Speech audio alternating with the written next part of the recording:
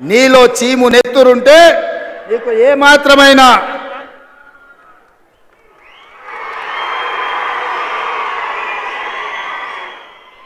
ఏమాత్రమైన సిగ్గు శరం ఉంటే రాజీనామా చెయ్యి. నువ్వెట్లాగూ రాజీనామా చెయ్యవు, నీది సిగ్గులేని జాతి.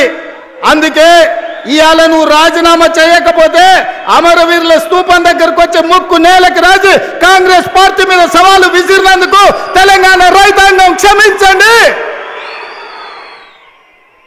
మాట తప్పని పార్టీ కాంగ్రెస్ పార్టీ రుణమాఫీ చేసింది. నేను విసిరిన సవాళ్లు వెనక్కి తీసుకుంటున్నానని తెలంగాణ రైతాంగానికి క్షమాపణ చెప్పు. ఇవాళ నేను ఒక్క మాట అడగదలుచుకున్నా, నేను గుర్తు చేయదలుచుకున్న ఈ ఖమ్మం ప్రజలకు. ఆనాడు ఖమ్మం జిల్లా రైతాంగం ఇంతకుముందే మా రామదాస్ గుర్తు చేసిండు. ఆనాడు ఖమ్మం జిల్లా రైతాంగం పండించిన మిర్చికి గిట్టుబాటు ధర అడిగితే గిట్టుబాటు ధర ఇవ్వకుండా దళారులు దోపిడీ చేస్తుంటే దండాలు చేస్తుంటే ఆ ప్రజలకు కోపం వచ్చి చిర్రెత్తుకొచ్చి తిరుగుబాటు చేసిండు. దళారులను శిక్షించి దళారులకు బేడీ లేచి జైలుకు పంపించాల్సిన కేసీఆర్ ప్రభుత్వం ఆనాడు ఈ ఖమ్మం జిల్లా రైతాంగాన్ని అరెస్టు చేసి జైల్లో పెట్టి బేడీ లేచి బజార్లో నడిపించింది.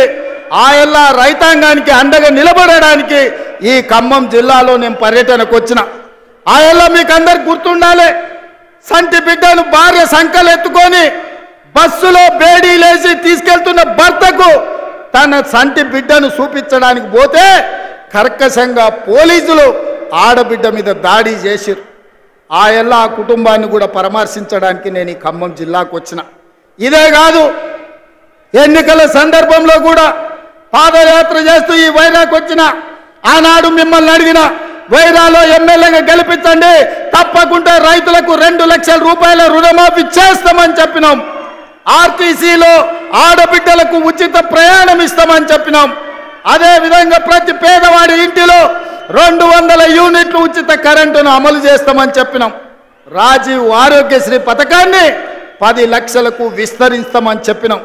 ఇదే కాదు, పేదవాడి ఆత్మ గౌరవమైన ఆనాడు డాక్టర్ వైఎస్ రాజశేఖర రెడ్డి గారు ఉన్నప్పుడు ప్రతి పేదవాడికి ఇందిరమ్మ ఇల్లు ఇచ్చి గ్రామాలలో గూడాలలో తండల్లో ప్రతి దళితుడు గిరిజనుడు ఆత్మ గౌరవంతో బ్రతికే విధంగా ఆనాడు ఇందిరమ్మ ఇల్లు ఇస్తే డబుల్ బెడ్రూమ్ ఇల్లు ఇస్తా అని తెలంగాణ సమాజాన్ని ముఖ్యంగా దళితులను గిరిజనులను కేసీఆర్ మోసం చేసిండు.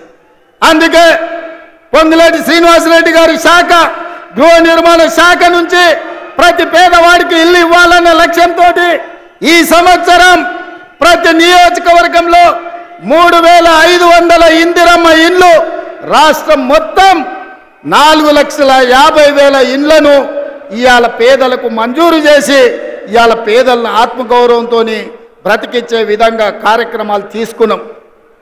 ఇన్ని కార్యక్రమాలు సెప్టెంబర్ 17, 2023 నాడు రాజీవ్ గాంధీ ప్రాంగణం తుక్కుగూడలో సోనియా గాంధీ గారు 6 గ్యారెంటీలను తెలంగాణకు ఇస్తే ఆ గ్యారెంటీలను అమలు చేసే ప్రయత్నం నిరంతరం నా మంత్రివర్గ సహచరులతోని మేము కష్టపడుతున్నాం.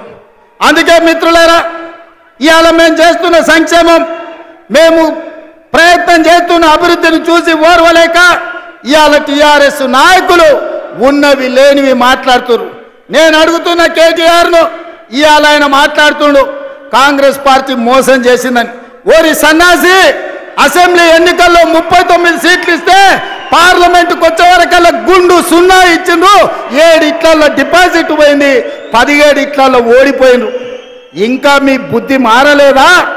ఇంకా ఈ అబద్ధాలు మానరా?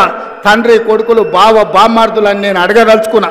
నిజంగానే మీ మాటలు నమ్మితే తెలంగాణ సమాజం మిమ్మల్ని మనుషులుగా చూస్తే మీకు ఒక్క సీట్ అయినా ఇచ్చటోళ్ళు కదా. మీ పార్టీ పుట్టినప్పటి నుంచి ఇవాళ వరకు ఎప్పుడు లేనంత హీనంగా దీనంగా దివాలా తీసి ఇవాళ బీఆర్ఎస్ పార్టీ బతుకు బస్టాండ్ అయింది. బంజారా హిల్స్ బస్టాండ్లో అడక్క తినే పరిస్థితి ఇవాళ బీఆర్ఎస్ పార్టీకి వచ్చింది. అయినా సిగ్గు లేకుండా ప్రజల్ని నిందించుకుంటూ ప్రజలే తప్పు చేసిండ్రు అన్నట్టుగా ఇవాళ ప్రజలనే ఇవాళ దోషులుగా నిలబెట్టే ప్రయత్నం ఇవాళ బీఆర్ఎస్ నాయకులు చేస్తూ. అందుకే మిత్రులారా, ఇవాళ సీతారామ ప్రాజెక్టు గురించి బట్టి విక్రమార్క గారు పూర్తి వివరాలు చెప్పారు. పోయినసారి ఇదే జిల్లాకు మనం పర్యటనకు వచ్చినప్పుడు సాగునీటి ప్రాజెక్టుల మీద సమీక్ష చేసి సాగునీటి ప్రాజెక్టుల నిర్మాణంలో అలసత్వాన్ని ప్రశ్నించి ఆనాడు విక్రమార్క గారు, తుమ్మల నాగేశ్వరరావు గారు, పొంగులేటి శ్రీనివాసరెడ్డి గారు ఇచ్చిన ప్రతిపాదన ఇవాళ 3 పంపులు శ్రీరామసాగర్ పొంగింది. ఇవాళ కృష్ణానది జలాలు కష్టమైనప్పుడు, కృష్ణానది జలాలు కరువు వచ్చినప్పుడు, కృష్ణానది జలాలు నాగార్జున సాగర్ నుంచి ఎస్ఎల్బిసి శ్రీశైలం లెఫ్ట్ బ్యాంకు మీద ఖమ్మం జిల్లాకు నీళ్ళు ఇచ్చేది. మొన్న కరువు వచ్చి నీళ్లు లేక నల్గొండ జిల్లాను కాదని మీ నాయకుడు పొంగులేటి శ్రీనివాసరెడ్డి పాలేరుకు నీళ్లు తీసుకొస్తే ఖమ్మం జిల్లా రైతాంగం నాతోని పంచాయతీకి వచ్చింది. ఇవాళ మన మంత్రులే ఉత్తమ్ రెడ్డి గారు, మన మంత్రులే శ్రీనివాసరెడ్డి గారు. కానీ ఎవరికి వాళ్ళు వాళ్ళ జిల్లాలో వాళ్ళ రైతులకు నీళ్ళు ఇవ్వాలన్న పట్టుదల ఈరోజు మన మధ్యలోనే పోటీ పెరిగే పరిస్థితి వచ్చింది. అందుకే పొంగులేటి శ్రీనివాసరెడ్డి, తుమ్మల నాగేశ్వరరావు గారు